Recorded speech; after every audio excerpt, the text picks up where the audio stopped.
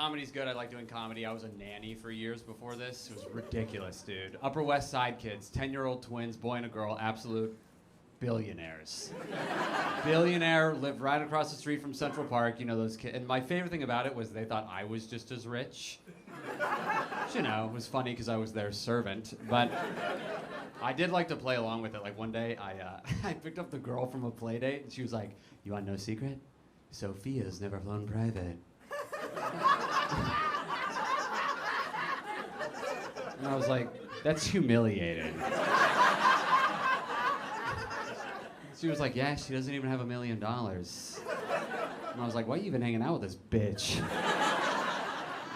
was like, why do you smell like eggs? And I was like, well, I eat them for every meal. I don't want to talk about it. And dude, one day I found out the girl was gay, which is great, but it was a very incriminating way for me. I showed this girl a picture of my girlfriend, and she goes, oh, do you have any inappropriate pictures of her? Can I see some inappropriate pics? And I was like, yeah, could you phrase this in a way that doesn't make our Uber driver call the police? That would be sweet, you little perv. You know, it was so funny because her brother, total opposite, very romantic little boy, he'd always come up to me and be like, ugh, I can't wait to be your age so I can just fall in love. I know, I'd be like, nice. 2 gay kids, that's great. I can't wait to see your journey. It was good stuff.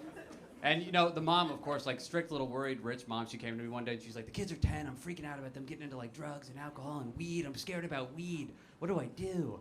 And I was like, look, you can do what my dad did. I had strict Italian parents, right? New York, strict Italian. So when I was 10, my dad told me that our family was allergic to weed. I don't know if anybody had that. I was 10 years old. My dad was like, if you smoke, you'll die.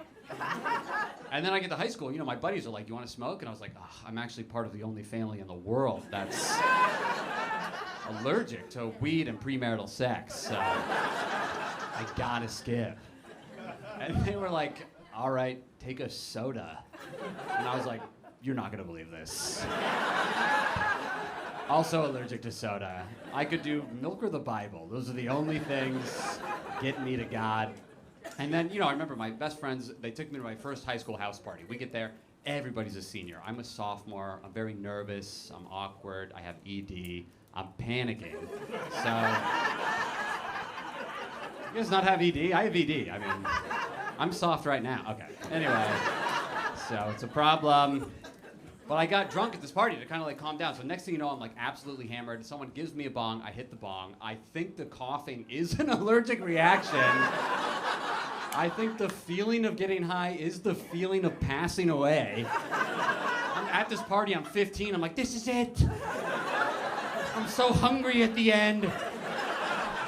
I start sprinting around, I'm running around this house, arms flailing, going, I'm dying. I'm dying. Really locking in my virginity for the rest of, really put my dick on ice until 4th year community college. So, you know, classic revenge story. To get my dad back, I bought a weed brownie off this kid. You know, he picks me up from school. You know, of course. You know, I was like, "You want the brownie?" He was like, "Sure." And then, like, you know how it goes. I wait an hour. I ran into my dad's room, and I was like, "How's it feel to be high, you liar?" And he died. But you know, it was, skipped a generation. I'm kidding, of course. You can't die from being allergic to weed, which I do think is very funny that God was like, "Look, smoke as much as you want, but watch out for peanuts. Those are gonna fuck you up, dude." I worked in sales forever, corporate jobs. I sucked at it. I was so bad at sales. I don't know, but I always did good. I lie on my resume. Everybody should do that. They don't check. You have to, like, I got fired every year. It was a tradition of mine. Every single year I got fired, and I would just say I was there for 3 years as my boss. I didn't care. And if I got caught lying in the interview, I'd double down, lie more. I don't care. What are they gonna do, fire me? I don't work there. It is funny when they catch me, because I do double down. It's funny for them. Like this one guy, I got this big interview, like VP of sales. I was on Zoom. This guy was all serious, and he's like, this is a big job. What's your current CPI? He kept throwing out these acronyms. I kept trying to guess them all. He starts off, he goes, CPI, I need to know it. And I was like, oh, yeah, man, it's like 30%. And he goes, what? And I was like, well, I mean, it's like 50-50. And he goes, it's 30% of 50-50. And I go, month to month. So it was 30 minutes of this, just me talking out of my ass, just like, BBL every quarter. And at one point he goes, you understand this is being recorded, right? And just to give you an idea of how bad I bombed, I looked up CPI. It's Customer Profile Index. So he asked me, hey, describe your current customer. And I went, 30%. He was like, what? And I was like, it's 50-50. He was basically like, hey, what color is the sky? And I was like, broccoli's my favorite. What? And I'm like, como se llamas? Like, you know this is being recorded. And I'm like, 80%. Guarantee, you know he shared that video with everyone at the office. You know they make fun of me. They come into work on Mondays like, how was your weekend? 30%? Are you sure it wasn't 50-50? And this guy was pretty funny. He sent me an email like 30 minutes later. He goes, hey man, he goes, unfortunately, he goes, we're not gonna move you to the next step. And I went, oh really? And he goes, 100%. That's good.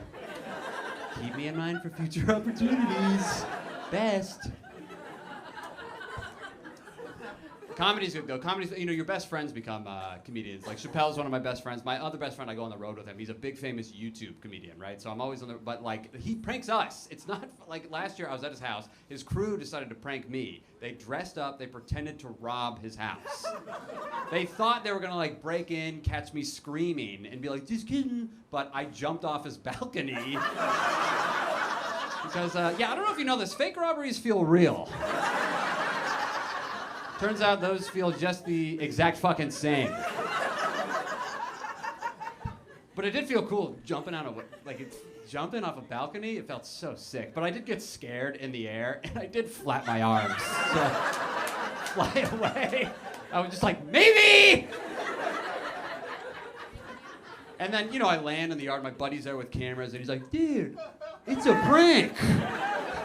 Like, it's a crime. And I did hit my head. Like, I hit my head hard, so there was blood everywhere. We had to go to the hospital. They put me in a gown. They bandaged me up. And then, you know, my buddy's, like, crying. He's sobbing on the way back. And he's like, it's supposed to be a prank. I'm so sorry. How am I going to make this up to you? And then I swear to God, we drive past a strip club. And he's like, huh? That's how stupid guys are. I was like, yeah, maybe some tits will fucking heal me. Take advantage of this double vision. And so,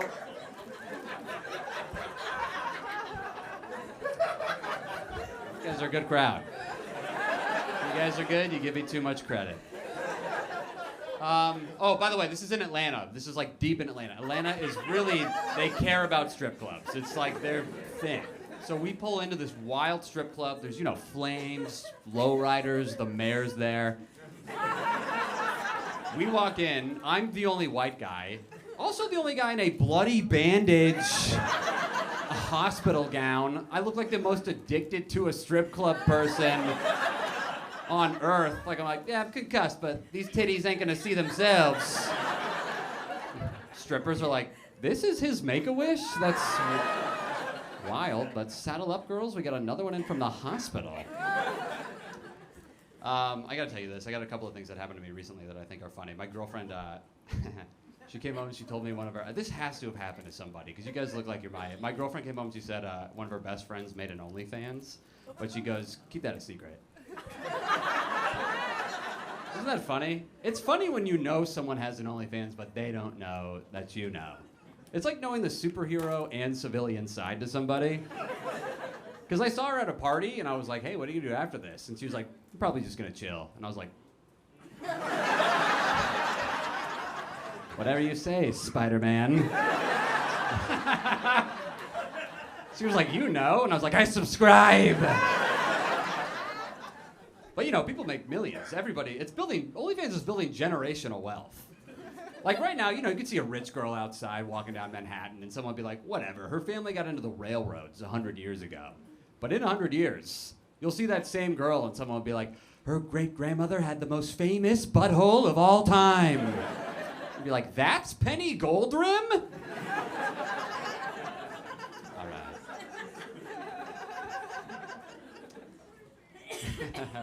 I'm trying to get better at telling embarrassing stories. Can I tell you some embarrassing stories that I think are funny?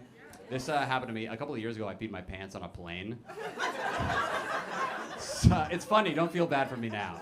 So I think it's a funny story to tell. So first of all, I have a bad bladder. It's very tiny. It's only 3 inches hard. It's very small. And what happened, I fell asleep on the plane, and I had a dream that I was peeing. Which, by the way, that's my favorite thing about piss. It transcends realms. That's nice. The only thing about my dream that ever comes true is piss and jizz. Hey, sweet deal. Nothing else about the dream. I never wake up like, am I still a king? Piss. We meet again. Also, it gets worse. I was sitting window. That sucks. Now I gotta get up and scooch my guilty crotch past my row and go to the bathroom with my carry-on. Suspicious. You want everyone on a plane to freak out? Bring your suitcase to the bathroom. Everybody fucking panics till I come out in a different pair of pants. They're like, oh, he's not a terrorist, he's a fucking idiot. Look at this kid. I'm in a sweater and a bathing suit. Like, relax, these are my sky pants. Are you prepared for a water landing? You're gonna die in those khakis. Flight attendant's like, sir, did you try and flush these jeans? This happened to me, dude. This happened to me a couple of weeks ago. Is anybody a gassy person here? I have stomach issues. Does anybody can you be a little vulnerable? Okay, there we go. A couple of farters in the back. Nice. So this is, I don't know how to, my girlfriend has a rule, so I can't fart in the room with her. If she's in the room, I can't do it. So a couple of weeks ago, I was like, hey, I got it. And she's like, don't do it in here. And we were in the bedroom, and I was like, my roommate's in the bathroom. She goes, don't do it in here. So I went to the window, and I opened the window, and I farted out the window, and then I just heard, my God. There was a guy walking his dog past the window. Imagine this 60-year-old guy with his old dusty dog, window opens fast food style, farts like he ordered it to his face. This guy got a McFart and a Diet Coke, no toy. And then, my God. And then I look out the window, and I'm like, oh no! And then I see this guy turn and go into my building. And I'm like, he lives here! No!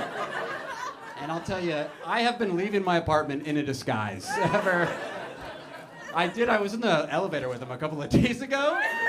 And he was a nice guy. He's like, good to meet you, I'm Brian. And I was like, we've met. He was like, what do you mean? And I just pressed all the buttons and farted. And he's like, it's you! Legend has it, he's still in the... I don't know. I gotta tell you this too. So we have been together we live together now, and we hit 8 years. And of course, it's like, I'm a goof. I just like to be silly. And like, at 8 years, you kind of like the kinkiness kind of goes away. I'm like really just a silly guy in the bedroom. Like, I don't really have any foreplay. What I like to do is, like sometimes we'll be in bed naked, and I'll shake my guy and go, who do you work for? Like a hostage. And I want her to get into it. I want her to be like, show me the money! But she doesn't like that. This is what she wants. She wants me to dirty talk more. And whatever, I like it. I like dirty talk. I just don't initiate it. Like, if she starts it, I'll yes and. But the problem is I'm never ready to talk. So my voice will crack. Very embarrassing for her to be like, you like that, Daddy? And I'm like, yeah, yes!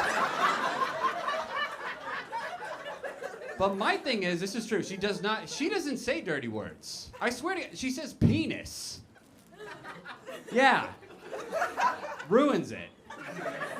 One night she goes, that penis feels right. I was like, I'm out. We're not. Don't call my dick by its government name. And I was like, hey, could you say dirty words? And she's like, I can't. And I was like, well, I'm gonna. And she goes, could you say breasts? And I was like, no. And she goes, yeah, squeeze my breasts. And I was like, that sounds like a misdemeanor. I'm not squeezing I'll check your breasts. But if I'm squeezing, they're tits. Those are the rules. We all know the rules. Tits are for sex, breasts are for cancer. Don't flip them up. It's weird to do that. That's like if my mom came home from the doctor like, son, they found a lump in my tits. Do you mean breasts? She's like, they may have to remove one of my jugs. This is good. If I don't act quick, it may spread to my tight little pussy. Okay. Just like, don't you say that, mother. Pussy cancer will not take another one in this family. Grandma! All right, everybody. Thanks for coming out. Have a good rest of your night. Goodbye.